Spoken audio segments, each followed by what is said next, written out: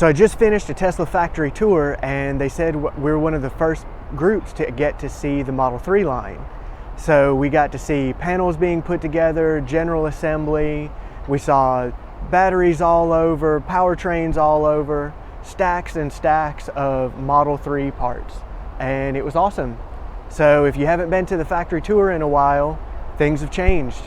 And if you were a day one Model 3 reservation holder and you waited in line, no idea how many there are, but they have some mini Model 3s.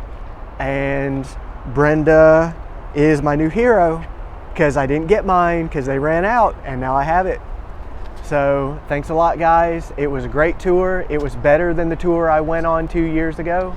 So book your tour.